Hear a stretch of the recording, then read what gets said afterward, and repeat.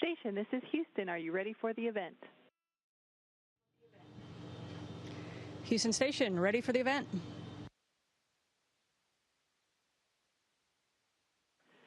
Mobius Science Center and Gonzaga Preparatory School. This is Mission Control, Houston. Please call station for a voice check. Station, this is Mobius Science Center and Gonzaga Preparatory School. How do you hear me?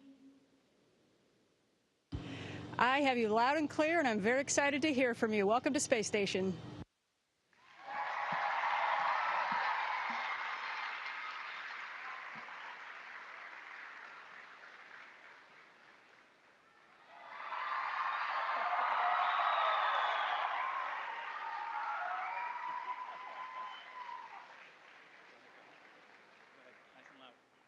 How does microgravity affect plant growth? Does it change the structure like it does with humans? That's a great question right off the bat, because that is something that we are studying right now on Space Station. Right around the corner from me, we have a veggie plant growth facility that is replicating some of the future technologies that we're going to use to grow plants on Space Station. So plants have the same basic needs up here that they do on Earth, like light, water, and nutrients. And plants also grow toward the light source, just like they do on Earth. And we have found that the root growth direction are not impacted by microgravity or lighting. What's interesting is that seeds grown on the space station are very different. So the structure of chromosomes are altered, and they have altered gene expressions. One example is the cell walls and the walls of the vascular system that transport water and nutrients from the roots to the rest of the plants are a little thinner. And cell structures like mitochondria are round when grown in space, and they have a lower electron density. And so that's a great question, because that's something that we are studying right now. And we are learning how to grow plants both for the health of the astronauts in air. Plants are good for the air, and also to supplement our diet with leafy greens when we're doing longer duration missions like to the Moon and Mars.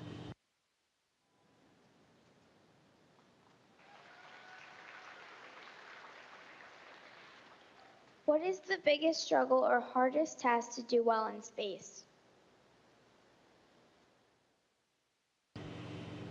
Everything's a little bit different in space. I'll say one of the harder things is just getting used to working up here. When you first get here on your first couple of days, you're running into walls, you're holding on to things, you're trying to figure out how to crawl around in microgravity, you're trying to figure out which way is up. And eventually you kind of get used to the fact that it doesn't really matter which way is up. Your brain kind of remaps in 3D so that, walls can be the floor, the ceiling can be a wall. And so adjusting to it is a little bit harder. And then I would also say any tasks that involve a lot of small little parts. We fix a lot of things on Space Station. This is our very large house. It's the size of a football field, and sometimes things break.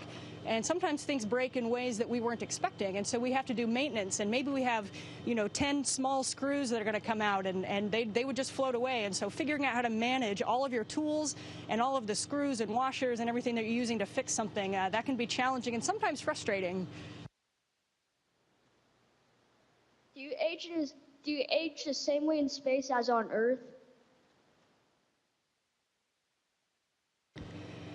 So, we experience time the same way up here in space that you do on Earth, and so we don't age any differently. Now, that said, some of the stress and the radiation and the microgravity environment can cause effects on our body that are similar to aging. Things like loss of bone density, or immune dysfunction, or stiffening of the arteries, or muscular atrophy, and even increased cancer risks. So those are similar to aging, but it's not accelerated aging. They did a twin study. Maybe you've heard about Scott Kelly and Mark Kelly. They're both astronauts, and Scott Kelly came up to space for a year, and they did a lot of tests to compare he and his brother when they got back, when Scott got back, to see if they saw anything different. And it's a little bit too preliminary to make any definitive conclusions, but there are some interesting things that they're looking into, like altered DNA. Do you see garbage floating in space? Well, so I see garbage floating in space when the garbage comes out of our garbage can, like this piece of paper, and goes floating around. Now, I don't see too much when we look out of our window, but debris up in orbit where we are, there is a lot of debris outside, and we're traveling very fast. We're traveling 17,500 miles an hour, and that debris is also traveling very quickly. Now, debris can be man-made, like parts of satellites or rockets, and it can also be natural meteoroids. In fact, there are over 500,000 pieces of debris that we are tracking. We can track it with ground-based radar, optical telescopes, and computer models. 20,000 of those pieces are actually larger than a softball, but when we look out the window, we don't see them. What inspires you to become an astronaut? What education and other kinds of preparation does it take to become an astronaut? I was inspired by exploration and outer space since I was a little girl. I was 3 years old when I first told my parents that I wanted to become an astronaut, and that dream never changed. It was something inside of me that I was always passionate about, and I never really could put words to why. I don't know what it was about it, but I can tell you that all along the way, I was continually inspired by exploration. Now, there are many paths to becoming an astronaut. The path that interested me was engineering and being a pilot. So I studied aerospace engineering in college and in graduate school, and then I flew helicopters for the Army and became a test pilot. And so that was what I was really passionate about. So if any of you want to be astronauts, something that I will tell you is follow your passion, because all of my fellow astronauts, we took very different paths to get where we are, but the one thing in common is that we followed our passion, because it's a lot of work to become an astronaut, and it's going to take a lot of all-nighters. It's going to take a lot of hard decisions and sacrifices. And in order to stay motivated, you're going to have to be doing something that you're passionate about. How do you exercise in space?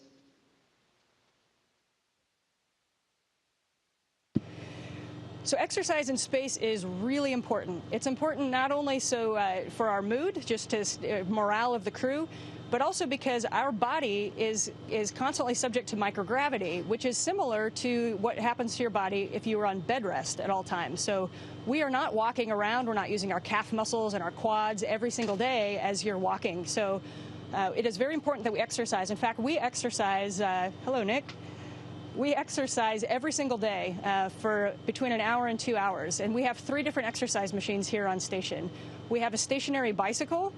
We have a treadmill that we attach to with rubber bands, basically, like large rubber bands that hold us down, and we wear a harness. And then we also have what we call the Advanced Resistive Exercise Device, or ARED, and it is kind of like a weightlifting machine. So we can do anything from squats to bench press, shoulder presses, and anything you can do in the gym, we can do on the weights. And that's really important both for muscle loss and for bone density loss. We actually call them countermeasures because we are constantly trying to counter the effects of microgravity on our bodies.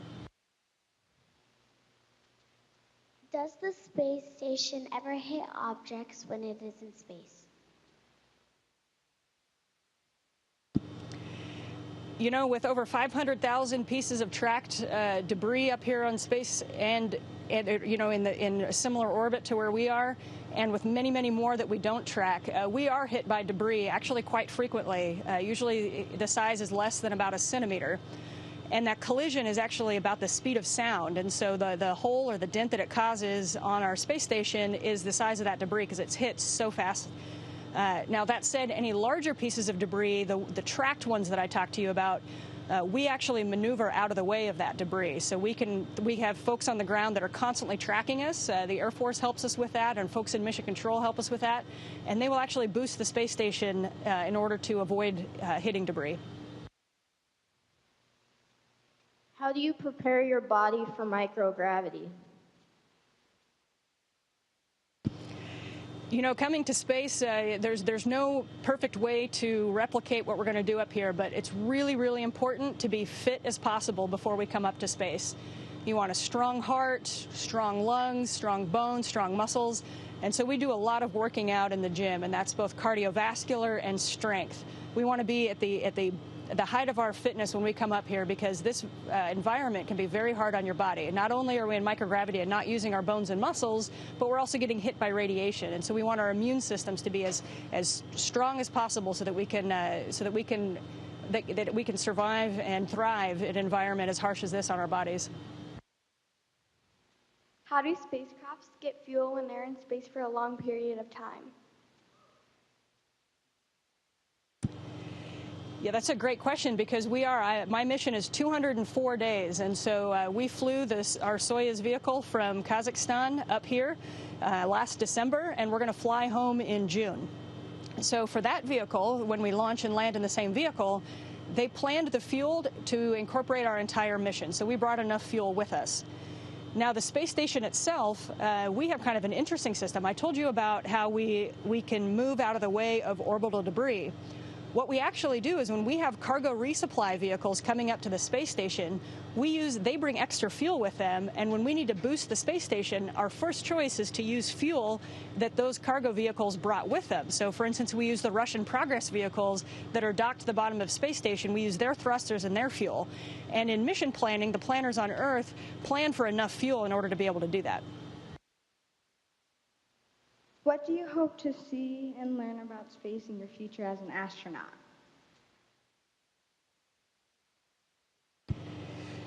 You know, that's a great question, because the International Space Station is a national orbiting laboratory. Every single day we are answering big questions about Earth and about space, about where we came from and about where we're going. But the other thing that we're doing is we're learning more questions to ask. So we have, you know, the known knowns, we know what we know what we don't know, and then there's a whole bunch of things that we don't know what we don't know. And that's the exciting thing to me. One of the exciting things about exploration is that every time we learn something new, sometimes it opens up another can of worms. It opens up five more questions that we want to answer. So NASA, in the near term, we're going to put boots back on the moon by 2024, and you're going to use that as a proving ground for long-term Mars missions. And so maybe some of you sitting in the audience are going to be working alongside of us when we go to Mars.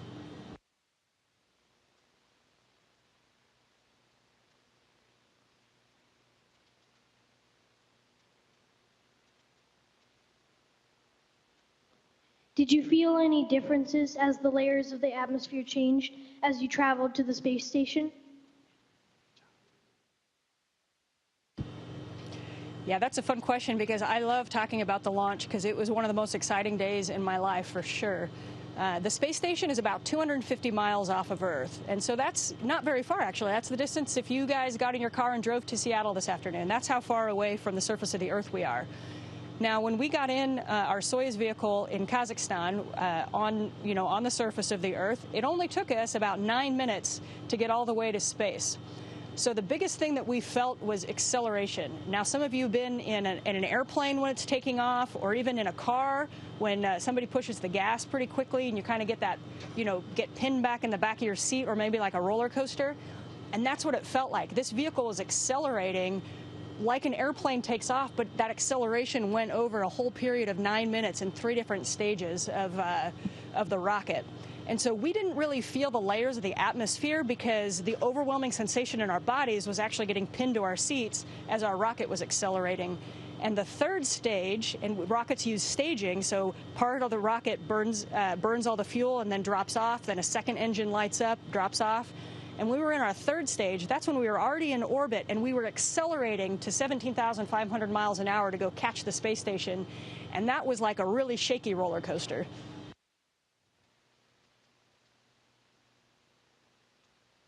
To access internet on the space station, how do you sleep in space? So 2 good questions. Taking personal time for the astronauts' mental health is so important when we're up here for 6 months at a time. And so we are very lucky to have internet access up here, and so we use it for a couple things. During the day, a lot of our operations projects, our procedures, the pictures, our instructions on what we're going to do that day are sent via an internet that we can access from Mission Control, so we can communicate with Mission Control that way. We also can use the internet for personal use on our off time, and that's a great way to keep up with family, check our email, things like that. And so we do have access to the internet. Now, how we sleep in space just like we do on Earth, except for we would just float away if we didn't tack ourselves down. So we sleep in sleeping bags, and they are just hooked to a wall so we don't float away. And each of us have our own crew quarters, which is kind of our own personal space that's about the size of a phone booth. And so we go in there at night and turn off all the lights and crawl in our sleeping bags and fall asleep. And I can tell you, one of the coolest things about getting to space was waking up the first morning and realizing I was floating. That was a little disorienting at first. What does microgravity feel like?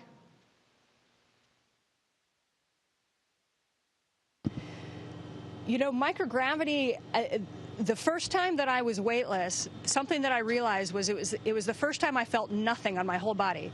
If I float here, I feel nothing. I don't have any pressure on the bottom of my feet. I'm not standing up. Like all of you in the room, if you're standing up, you have pressure on the bottom of your feet. If you're sitting down, you have pressure on the back of your legs. If you're leaning up against the wall, then you have pressure on your back where you're pushing up against the wall.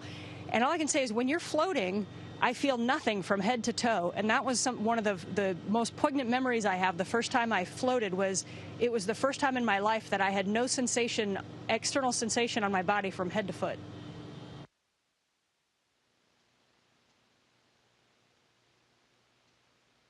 What is the most spectacular thing you've seen in space, and have you seen any anomalies from the space station that we cannot see from our perspective on Earth?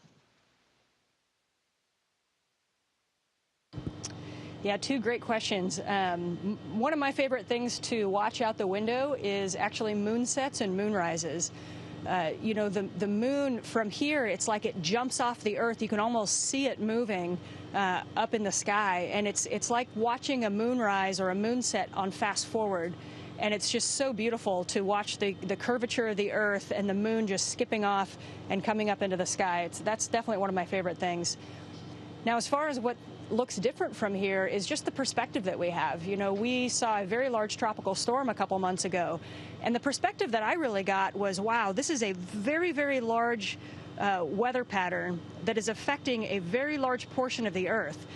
Now, when we hear about these weather patterns on Earth, it's always attributed to being in a country or in one location. And from here, the perspective that you get is you look down at the Earth and you just see the very large hurricane and you realize these affect everybody in the same way. We don't see borders from space. And so one of the perspectives that it's given me is that, hey, Earth is small and we're all in this together, and we are all affected by the weather patterns, and we are all stewards of the environment, and we really need to take care of our Earth. Hi, my name is Addie DeCaro, and I'd like to thank you so much for your time. We enjoyed talking to you, and we wish you happy last weeks on the space station. Thank you. Thank you to everybody in Spokane. It was great to hear from you guys, and I can't wait to be back in the Pacific Northwest here in a few short months. Station, this is Houston ACR. That concludes the event. Thank you to all participants from Mobius Science Center and Gonzaga Preparatory School. Station, we are now resuming operational audio communications.